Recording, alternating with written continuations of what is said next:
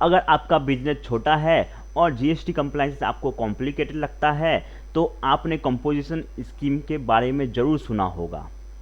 लेकिन composition scheme क्या होता है और क्या ये आपके बिजनेस के लिए बेनिफिशियल है? चलिए सिंपल लैंग्वेज में समझते हैं कंपोजिशन स्कीम क्या है। कंपोजिशन स्कीम जीएसटी के अंडर एक सिंप्लीफाइड टैक्सेशन स्कीम है जो एलिजिबल स्मॉल टैक्स पेयर को एप्लीकेबल होता है।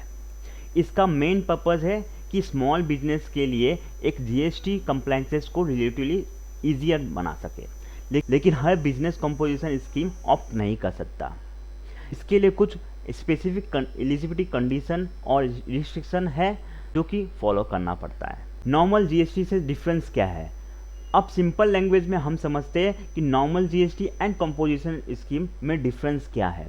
नॉर्मल जीएसटी में कस्टमर से जीएसटी चार्ज करके जीएसटी डिपार्टमेंट को पे करते हैं, लेकिन कंपोजिशन स्कीम में कस्टमर से जीएसटी सेपरेटली चार्ज किया नहीं जा सकता और इनपुट टैक्स क्रेडिट क्लेम नहीं कर सकते हैं।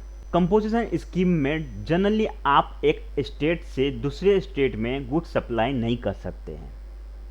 इसके लिए अगर आपका बिजनेस डिफरेंट स्टेट से गुड सप्लाई होता है तो आप कंपोजिशन स्कीम ऑप्ट नहीं कर सकते। एक सिंपल एग्जांपल लेके समझिए। आप नॉर्मल स्मॉल बिजनेस चलाते हो और रजिस्टर्ड हो कंपोजिशन स्कीम में।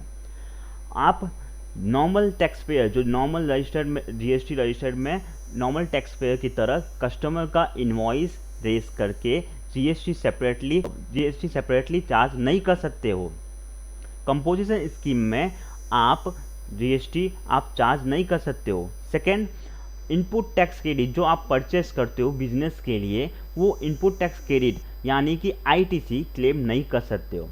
थर्ड, आप outward supply of the goods inter state नहीं कर सकते हो। डिफरेंट स्टेट्स में आप गुड सप्लाई नहीं कर सकते हो कंपोजिशन स्कीम में। अब हम बात करते हैं कंपोजिशन स्कीम की बेनिफिट्स। पहला, जीएसटी कंप्लायंस रिलेटिवली सिंपल हो जाता है। दूसरा स्मॉल बिजनेस के लिए टैक्स कैलकुलेशन ईजी हो जाता है। तीसरा, रेगुलर जीएसटी स्कीम के कंपैरिजन में कंप्लायंसेस बहुत लिमिटेड है। अब हम बात करते हैं इंपॉर्टेंट रिस्ट्रिक्शंस को लेके। पहला रिस्ट्रिक्शन है कस्टमर से जीएसटी सेपरेटली चार्ज नहीं किया जा सकता। दूसरा रिस्ट्रिक्शन है इनपुट टैक्स क्रेडिट यानी कि आईटीसी क्लेम किया नहीं जा सकता परचेस पर। तीसरा रिस्ट्रिक्शन है outward supply of inter state supply नहीं कर सकते, डिफरेंट स्टेट में सप्लाई नहीं कर सकते। इसके लिए कंपोजिशन स्कीम जब भी आप लोगे तो पहले देख लीजिए कि आपके बिजनेस का नेचर क्या है, आपके बिजनेस का ट्रांजेक्शन्स क्या है, तो उस बेसिस पे आप कंपोजिशन स्कीम लीजिएगा। कंपोजिशन स्कीम सभी के लिए एप्लीकेबल नहीं होता। कुछ एलिजिबिलिटी क्राइटेरिया था जो मैंने आपको बता दिया। तो सिंपल वर्ड में composition scheme small tax payer के लिए है। उसमें आप जीएसटी सेपरेटली चार्ज नहीं कर सकते हैं, इनपुट टैक्स क्रेडिट क्लेम नहीं कर सकते हैं, outward supply in different state नहीं कर सकते हैं। ये तीनों चीज़ रिस्ट्रिक्शंस है। ज़रूर से देख के, प्रॉपरली देख के, एलिजिबिलिटी क्राइटेरिया देख के आप उसमें रजिस्टर करिए। ओके, ये तीनों चीज़ हमने पढ़े हैं इस कंपोजिशन स्कीम में। और रिलेटिवली कंपेयर करें जीएसटी से, रेगुलर जीएसटी से, तो कंप्लायंसेस लिमिटेड है। तो अगर आपको जीएसटी, इनकम टैक्स, फाइनेंस के रिलेटेड में प्रैक्टिकल नॉलेज चाहिए तो हेमंत कंसल्टिंग को ज़रूर से सब्सक्राइब कीजिए, फॉलो कीजिए। And next video composition and versus regular GST के कंपैरिजन, फुल कंपैरिजन चाहिए तो आप कमेंट, इस वीडियो के कमेंट में कंपोजिशन टाइप कर दीजिए ताकि मुझे मालूम पड़ जाएगा कि ये वीडियो का रिक्वायरमेंट है।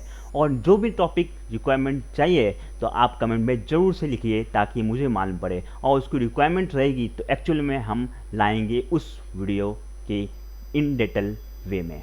ओके, चले मिलते हैं नेक्स्ट वीडियो में।